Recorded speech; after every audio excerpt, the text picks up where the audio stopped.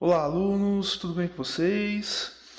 Então, neste vídeo vamos falar sobre o último conteúdo aí da disciplina de representação da linguagem arquitetônica aí no curso de transações imobiliárias. Tudo bem? Que nós vamos falar um pouquinho sobre métodos construtivos alternativos e falar também um pouquinho sobre o estudo de viabilidade de um empreendimento imobiliário. Então vamos lá. Antes de tudo, vamos falar primeiro sobre um estudo de viabilidade de um empreendimento, tudo bem?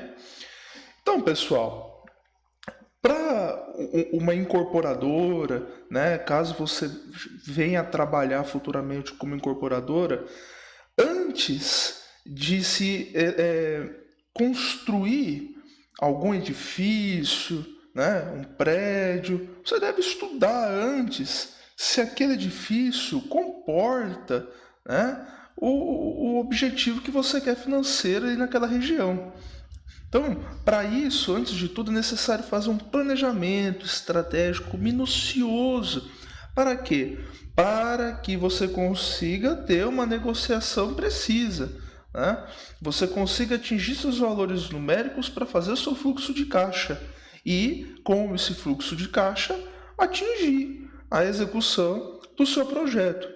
Dentro desse estudo, você precisa conhecer a cultura da região, dentro do espaço, do local onde se pretende fazer esse edifício, você precisa obter informações sobre quais são o comércio que está ali naquela região, as pessoas que estão aqui naquela região, né? Qual que é o poder aquisitivo dessas pessoas, se o edifício que você pretende inserir lá, ele comporta naquele local. Ou seja, pessoal, uma série de informações, né, que hoje é muito importante, é obtido por meio do uso de tecnologias, programas, né? Uma das partes que também é importante dentro desse estudo de viabilidade é o que nós chamamos de georreferenciamento. Esse georreferenciamento ele está diretamente relacionado com um planejamento antecipado para a tomada de decisões corretas, certeiras. E com isso, novamente, atingir o ponto de negociação, ponto aquisitivo, atingir o público-alvo. Então, dentro desse georreferenciamento está ligado conhecimento geográfico do meu terreno, né? O conhecimento do meu solo, a configuração do meu solo. Por que é importante, né, pessoal, eu estar conhecendo essa configuração do meu solo? Para mim poder, com base em todas as informações, também elaborar o meu projeto, conhecer a forma de execução desse meu projeto, como que eu vou executar ele, e de posse dessa informação da execução, por exemplo, eu precisar saber quanto que eu preciso para executar minha obra, quanto que eu preciso de lucro, né? Então é por conta disso que você precisa, dessas informações, você consegue elaborar as informações que você necessita para elaborar o seu fluxo de caixa e aí começar a vender esse imóvel, né? Então, por isso que o georreferenciamento nessa parte, tá? De localização, né? Ele é importante para você obter essas informações. Evidentemente, como eu já disse, existem outras tecnologias também e informações necessárias. Tudo bem? Dentro das principais vantagens em soluções para avaliar a viabilidade imobiliária de uma região. Redução de custos da incorporação, né? Porque você conhecendo esses gastos, as oportunidades com antecedência, você consegue economizar tempo e recursos, né? Que ela seja personalizada, né? Ou seja, as informações precisam ter relevância para cada setor, né? Além de ser transparente, né? E também personalizada. Por quê? Porque dessa forma, além da incorporadora, outras empresas, como a construtora, em alguns casos a construtora pode ser a própria incorporadora, né? Ou não. Mas precisa ter essas informações para que as decisões sejam tomadas sempre o mais seguro possível, né? E que permita também uma análise crítica. Alguns fatores importantes para o estudo de viabilidade de um empreendimento, então a tipologia, né, a quantidade do novo produto, entender a sensibilidade do mercado imobiliário, que não falei, como eu disse, a região, conhecer o produto-alvo, poder aquisitivo, se aquela região comporta o tipo de empreendimento que a incorporadora está pensando em colocar, né? Conhecer as características socioeconômicas e comerciais, né?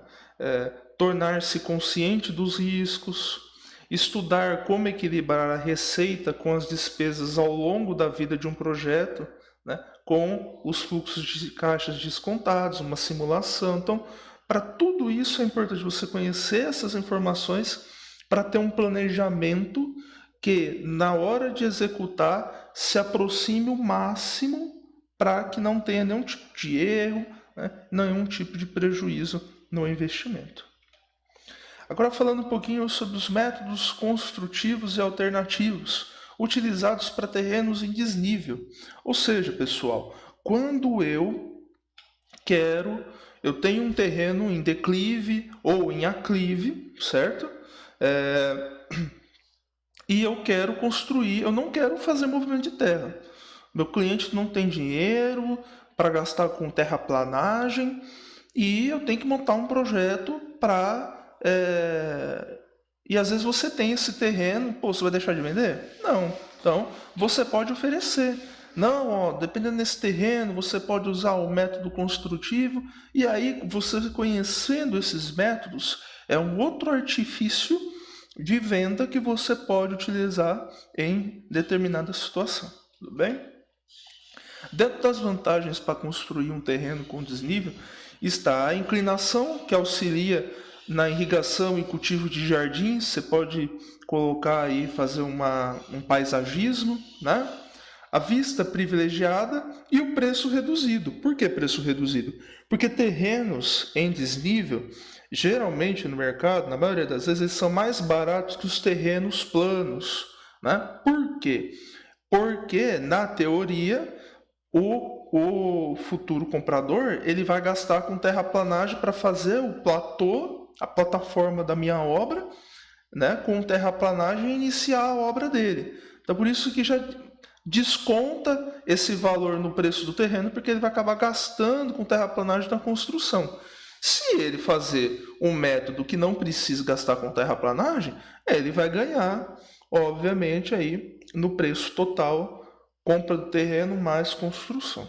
Bem, mas também tem as desvantagens, né? Um custo adicional associado à terraplanagem, né? Dependendo, pode ser que você, por mais que você tenha esse valor baixo, né? O suficiente para cobrir esses gastos, você ainda pode obter vantagens aí financeiras com outros planos, né? Problemas com esgoto, principalmente com a parte de inclinação, que você precisa ter uma inclinação acima de 10, nos casos de terreno aclive, né? Você precisa, dependendo da situação, de onde está a rede de esgoto na sua rua, você vai ter que usar um sistema motobomba para poder bombear esse esgoto, né? E aí é muito mais caro, oneroso. A ideia é o esgoto ele transitar, né, por meio da gravidade, tudo bem? E mais tempo para finalizar o projeto, né, dependendo de alguma estrutura de contenção que tenha que fazer, tudo bem? Como um muro de arrimo, né? Então vamos ver alguns métodos construtivos alternativos aqui. O primeiro deles é a elevação sobre pilotis, né? Ou em balanço, tudo bem? Então, dentro das vantagens, pode-se citar o mínimo impacto no terreno natural, volume mínimo de corte, né? Já como desvantagem estão as limitações em relação ao acesso a essa edificação, né? Um sistema estrutural mais complexo, obviamente vai ser um sistema estrutural mais caro, né? Você vai precisar de um acompanhamento de um engenheiro com projeto estrutural, enfim. Outro método, pessoal, que nós podemos estar utilizando para acompanhar o meu terreno, né? o desnível do meu terreno é justamente, né, como o próprio nome diz, acompanhando o terreno. Então, eu vou desenhando a minha obra, percebam na imagem, né, fazendo o quê? Desníveis, né? Vou tendo vários níveis o meu terreno, né? Com isso, o meu terreno, não, desculpa, a minha construção. E com isso eu vou acompanhando o terreno, o desnível do terreno em si, né? Então, dentro das vantagens, obviamente, é o impacto mínimo no terreno natural, né? Consequentemente, o volume mínimo de corte, certo? Já como desvantagem, você tem uma limitação também em relação ao acesso à edificação. O outro método é o chamado encravada no solo, né? Onde percebam, né? Eu vou fazer alguns volumes de corte percebam na linha tracejada aqui na imagem abaixo. Você tem a linha tracejada que indica o perfil natural do meu terreno, tudo bem? E aí eu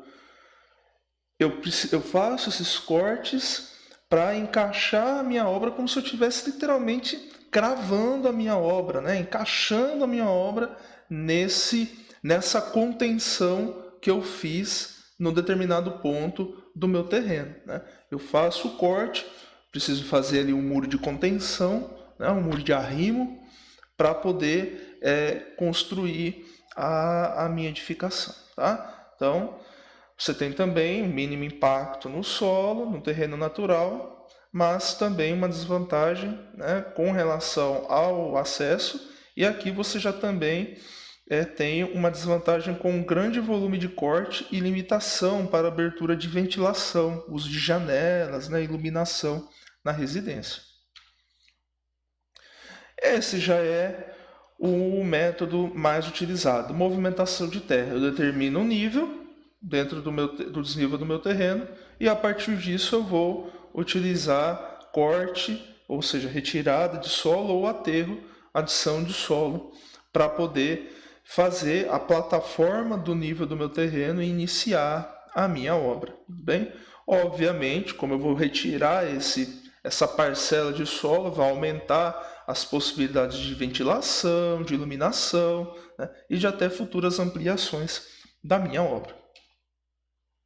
Tem também os sistemas de escadas, tá, onde uma das vantagens é a facilidade ao acesso, liberdade para abertura de iluminação e ventilação, mas também como desvantagem o alto custo com a estrutura, né, com o projeto. E, por fim, o método construtivo de garagem, né? É um método que antigamente era até um pouco mais utilizado, onde a garagem ela é subterrânea, né? Então você aproveita o desnível do meu terreno para fazer a minha garagem, né? E aí acima você faria a sua edificação. Você vai gastar um pouco também com estrutura, tudo bem? Então veja, pessoal, são algumas opções, né, que têm os seus prós e os seus contras, tudo bem? Então aqui mais um exemplo aí de método construtivo. Esse já é um método utilizando pilotis e também, né, tem uma parcela aí encravada no solo, porque com a linha tracejada aqui, né, você tem o perfil, então foi feita essa retirada do solo e essa contenção, tudo bem? E temos também aqui também um método acompanhando o solo, junto com encravada no solo, né? Aqui já mais um método encravada no solo. E é isso, pessoal. Aqui algumas referências que eu utilizei para elaborando esse material para vocês. Muito obrigado. Qualquer dúvida estou à disposição. Até o próximo vídeo.